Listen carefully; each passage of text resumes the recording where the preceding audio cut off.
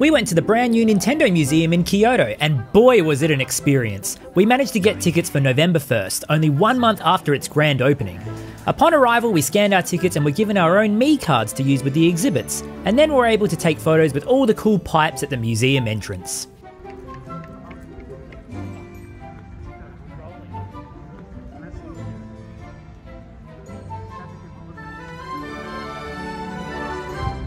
Mouthful Mode Kirby was here too, and all the toads greeted us as we walked into the building. Right at the entrance there was a bit of wall signed by Shigeru Miyamoto, and the museum entrance also boasted this massive mural full of Nintendo characters. Now, being in a museum, there were a few areas that photography was not allowed. Wanting to be actual polite tourists and not a bunch of entitled jerks, we respectfully followed the rules, but can tell you about those areas. If you've seen the Nintendo Museum Direct, the no photography area is this massive second floor area full of Nintendo games and consoles. Literally every first-party Nintendo game in all regions were present, which is pretty crazy. Having no photos meant we could admire everything at our own pace without people getting in the way, and honestly, I preferred that. They also showed off some history with toys and gadgets from before video games, but I think the main reason there was no photography was because there was also heaps of prototype consoles and controllers on display as well. There was another area with no photography, but that showed off some really rare reveal versions of consoles like the first DS, GameCube, and Game Boy Advance. On the first floor with all the activities though, we could video whatever we wanted. The way the museum works is that you're given 10 digital coins to use that let you play the activities on offer. But some activities cost more than others, so we really had to pick and choose what we wanted to do, and we wouldn't get a turn on everything. It's probably that way so it encourages return trips. So let's get straight into the good stuff though, the giant Wii remotes. First, Steph and I played the Wii Motion ice cream stacking game, which was fine. We had a bit of a laugh, but we really wanted to see how we could do on the giant Nintendo 64 controller. There were 3 Mario 64 levels to complete. Beat the giant Womp, beat Bowser, then collect 50 coins in Bob-omb Battlefield. Where's the bomb? Just battle is fine. We were able to beat the Womp, but Bowser with one person controlling and one person pushing massive buttons was very difficult, but it was still very fun and a highlight of the day. Next was the most expensive attraction on offer, the shooting gallery. This was chaos. Literal chaos. Imagine a giant screen just full of paint and bad guys, and you shoot the bad guys and you avoid all the good guys. It was chaos. I loved it so much. It was so good.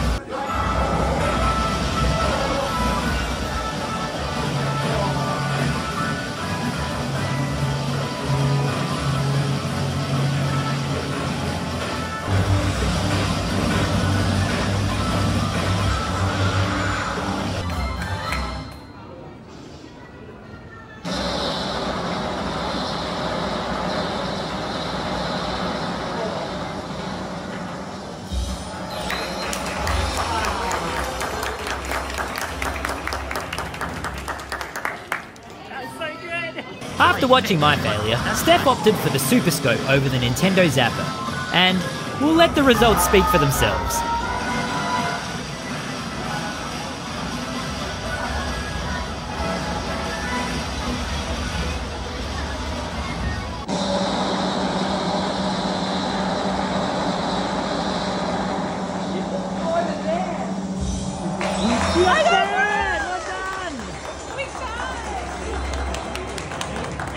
We also played the interactive Game & Watch games. There's a motion sensor which tracks your arm movements so you can become the controller for classic games such as Manhole and Juggling.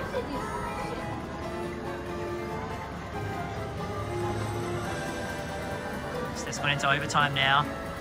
Oh man. Ah, well done. Thank you. Another attraction was the Love Tester game. I didn't want any girl germs though, so we didn't do this one. But another more valid reason was because we were running out of coins. Instead we played this Pokeball catching game with the classic Nintendo Ultra hand.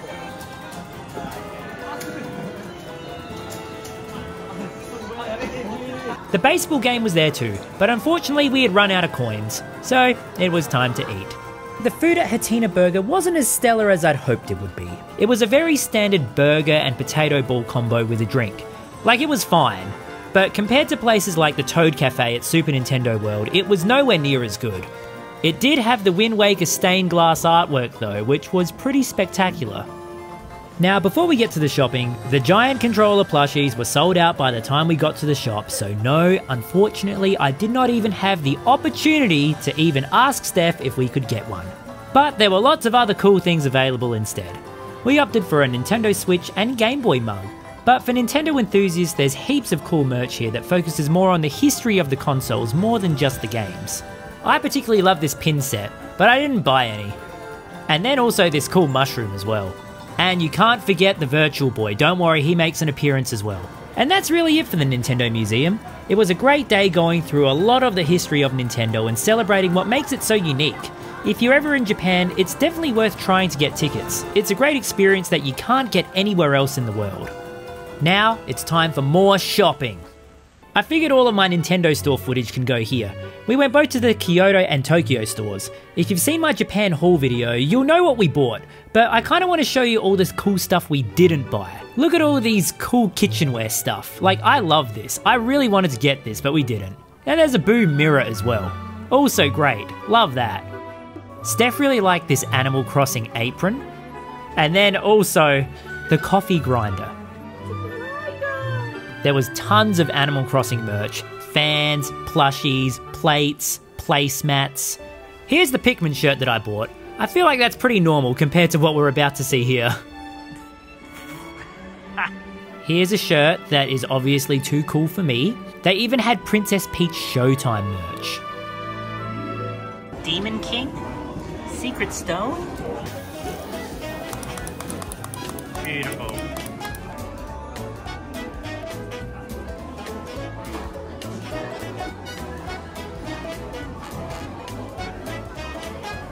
There was a ton of Splatoon merch you could buy as well, from bum bags to shirts to umbrellas to just little keychains. You could even buy a Salmon Run frying pan. Here's the wonderful wall of amiibo. Look how much amiibo there is. There is so much. And then also the statues. These were really nice statues, but they were really expensive. And of course there's the Nintendo controller gotcha machine. For only $6 you can get a random assortment of controller buttons or sticks.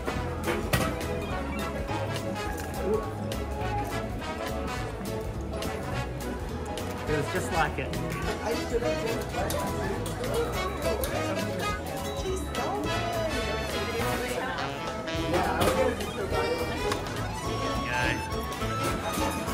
Yeah! I'm pretty sure I've never seen all of these Switch Joy-Con colours before too. You could even buy individual straps to have the perfect colour combination just for you. On our way to the Tokyo store, we needed to cross Shibuya Scramble Crossing, so here's our video footage of that. Look at that. Oh, on the road. On the road. There's Starbucks. There's the anime. Very cool. Hello. Wow, Steph. Is it everything you remember it to be? Sure. Look at that. We're almost there, guys. Well done, chat. We made it. Look at that. We did it. We were over there, and now we're here. We crossed the road. The Tokyo store was pretty similar to Kyoto, except it did have some massive statues of the main Nintendo characters.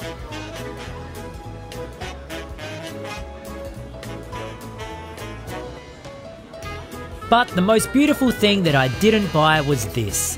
Big plushies of Wedding Mario and Wedding Peach from Super Mario Odyssey. I bought a pin set instead. Isn't it beautiful? And that's it really. Thanks so much for watching. Remember to bring your A game.